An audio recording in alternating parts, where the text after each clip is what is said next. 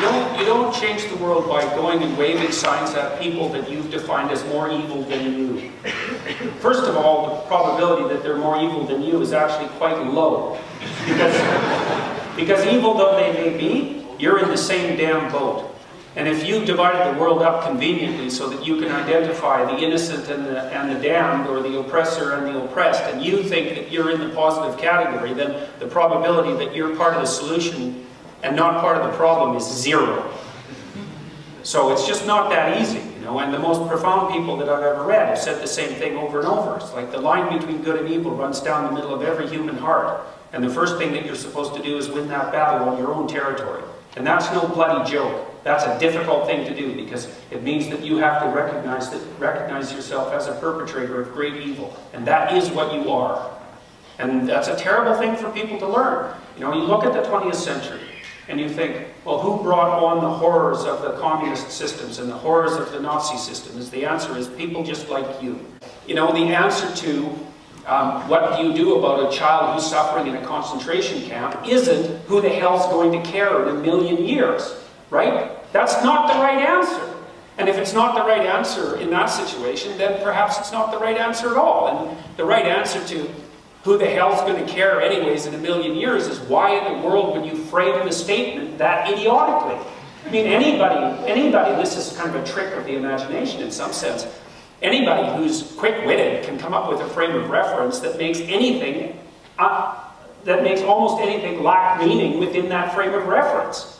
Well, all that means to me is that you picked a stupid frame of reference, right? Why should you accept without doubt the consequence of your stupid algorithm? Who's going to care in a million years? Yeah, God. Really? You got to be able to do better than that if that's how you're going to wipe out meaning. Well, so what do you want for meaning? All right, reduce suffering. That'd be a good one. You could devote your life to that. And I would say, start locally. And I think this is the alternative to right-wing nationalism, which is too much order, and left-wing chaos, which is too much chaos. We don't want to go down that rabbit hole again, either of them. So what's the alternative? I thought about this for a very long time. It took me decades to come to this conclusion. The conclusion is that you straighten yourself out, and you do that humbly.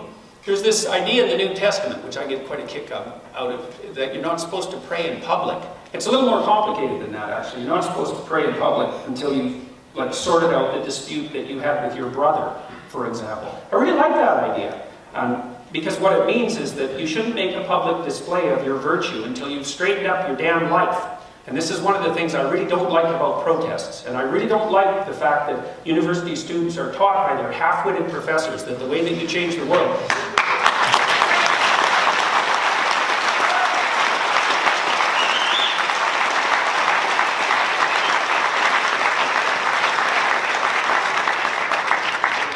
You don't change the world by going and waving signs at people that you've defined as more evil than you. First of all, the probability that they're more evil than you is actually quite low. Because evil though they may be, you're in the same damn boat. And if you've divided the world up conveniently so that you can identify the innocent and the damned, or the oppressor and the oppressed, and you think that you're in the positive category, then the probability that you're part of the solution and not part of the problem is zero. So it's just not that easy, you know. And the most profound people that I've ever read have said the same thing over and over. It's like the line between good and evil runs down the middle of every human heart. And the first thing that you're supposed to do is win that battle on your own territory. And that's no bloody joke. That's a difficult thing to do, because it means that you have to recognize yourself as a perpetrator of great evil. And that is what you are. And that's a terrible thing for people to learn. You know, you look at the 20th century and you think, well, who brought on the horrors of the communist systems and the horrors of the Nazi systems? The answer is people just like you.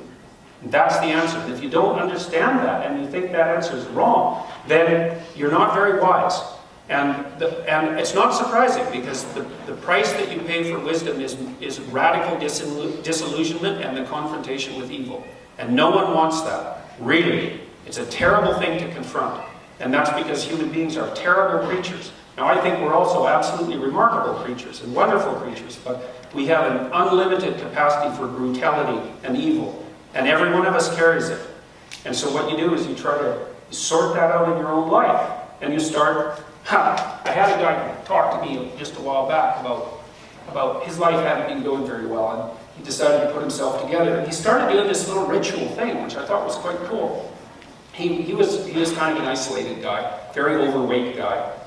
When I talked to him, he lost about 130 pounds, which was quite impressive. It was part of him putting himself together. But he started doing it by building. He had a bunch of Legos left over from his childhood. And the first thing he did, because he was feeling very nihilistic and hopeless, he found that he got a little bit of satisfaction out of building little things out of Legos, you know. And I thought, well, that was pretty interesting. And so he built a bunch of these things. And then he said, well, I got a bunch of these things built, and then I had to figure out how to organize them in the room they were in. And I thought, that's cool, because he started high resolution at the level of detail, you know, and was building something that was trivial. He knew that he was just playing a game. But then, as soon as he had a collection of those, then he had to sort out the space that he was going to organize them in. And then he figured out, well, he had to sort out the room that they were going to be in. So he started organizing and beautifying the room. And at the same time, he modified his diet and he was putting himself together. And that's the right thing to do. That's the right thing to do. Is that there are responsibilities that are awaiting you, right, that are in your own grasp. And you know what they are. And this is also something that no one can preach to you about. It's something you have to decide for yourself, and you can do it quite straightforwardly.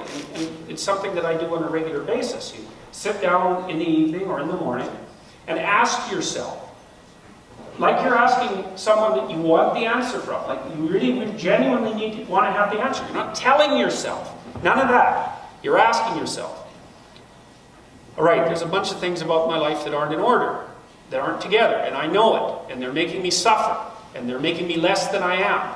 And there's some of those things that are staring me right at the face, and I know what they are, and there's some of those that I can put in order today with a little bit of work, so that when I wake up tomorrow, the domain of my experience, which is basically being itself, the domain of my experience will be more pristine and better put together than it is today.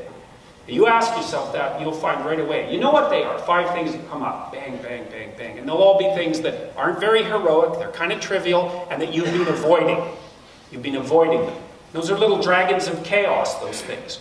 And you know, they're just little, but that's good because you're not much of a hero warrior, and so maybe little tiny dragons are all the ones that you can put up with for now. You know, you sort those things out, and it'll, first of all, it'll order the being around you in a more pristine and productive way, and it'll make you just a little bit more focused and together.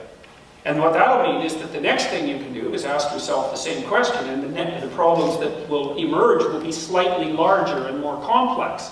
And then you can try to put those in order, and that'll make everything around you more pristine and better put together, and it'll make you a little bit stronger and more clear-headed. And then another set of problems will emerge that's a little bit larger, and if you continue to do that, you know, you'll sort yourself out, you'll clean up your room, you'll put your house in order, and then you can start to work in the community. And by that time, you'll actually have some power and some self-confidence and some competence and some credence. And you'll be much less likely to stupidly hit something complicated with a stick and say that you fixed it.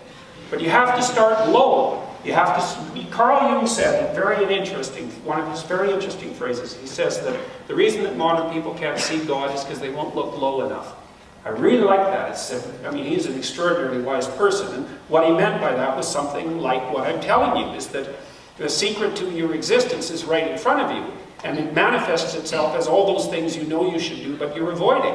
Because one of the things you might ask yourself is, of course you're useless and weak and miserable and cruel and all of those horrible things, but partly that's because you're also not what you could be, and part of the reason for that is that you're not doing what you know you should be doing. So you might ask yourself, because this is a very interesting game, if you started doing the things that you know you should do, this is a discussion with your own conscience, if you started doing those things that you know you should do, and you did that diligently, what the hell would you be like in 10 years?